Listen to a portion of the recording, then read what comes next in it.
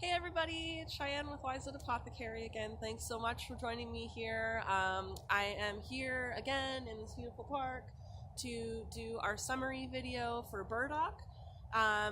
Burdock is, as you know probably by now, one of my favorite plants. I love the root as a vegetable. I often eat it all through the winter. Seeing as this is a park, a city park, I'm not allowed to dig anything up, so I won't be showing you the root today, but I will show you the plant. We did see this exact one in the introduction video. So just as an update, burdock is a biennial plant, meaning that it takes 2 years to grow to maturity and then it dies. So we I found a lucky spot that has kind of both stages. So this one here was a second year burdock that is now dying for the season. So these are the burrs here, the stalk of the plant, even some of the leaves on there. They're quite small and shriveled, but hey, it can help you identify. And then actually right beside it, we have two burdock plants in their first year growing. Sorry about the plane, by the way. What's cool about these is that they are still green, obviously, as long as we can get some of the snow off there, it's still usable. This one over here is actually kind of cool because it has a nice tiny little green leaf still growing.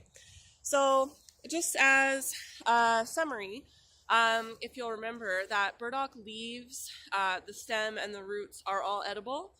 The stem is definitely better in the springtime. The leaves are good all year round as long as they are still green and not molding or rotting or anything like that.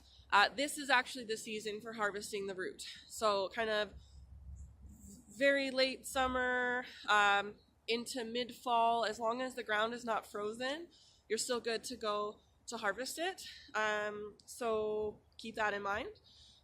The roots do keep pretty well, so if you have like a root cellar at home or a cold room or something like that, you can harvest the roots in advance and keep them pretty far into the winter like you would with potatoes, garlic, onions, that kind of thing. Yeah, so burdock is very good for the liver, especially the root. It is highly used medicinal herb in the herbal world. There are quite a few formulas and blends and things like that that have burdock root in it, especially for detoxifying and cleansing the the liver and bowels and intestines, kind of help cleanse it out. If people are familiar with the ESSIAC formula, it's a formula that's been around for a very long time. It has burdock root in it. It's kind of one of the superstars in there. If you are one of the unlucky ones who've ever had straight burdock root tea, I gotta warn you, like, I love the vegetable. It's super delicious, but in a tea, it tastes pretty dang bad. So be aware of that, and that is one of the reasons why it's often found in a blend, is so that the other herbs can kind of help with the flavor. Also, the other herbs help with other body processes in the cleansing and detoxifying sort of stage. The leaves, if you remember from the rest of the month of lessons in the Herb of the Month Club, we can use as a replacement for tin foil if you want to bake potatoes or other veggies in your coals on your fire. So basically you want 3 layers of leaf around the vegetables and put that in the coals. The outer layers will char, but the inner layer should be okay. Be careful when you are opening it, because if you're overeager like I was, you will get a big blast of steam to the face as soon as you open it. So I was like so keen and right over it. I'm like, yeah, let's open it. But it was terrible. Yeah, really hot.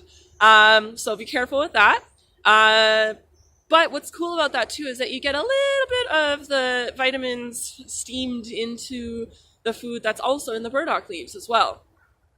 So what I tend to do is once I do that 3-layer wrap method, I discard the charred layers, and whatever is still good, I toss in a pot with soup and start making it into soup. So that It's not getting wasted. I'm still having its nutrients and things like that, without, or like while still enjoying my nice baked potatoes and things like that.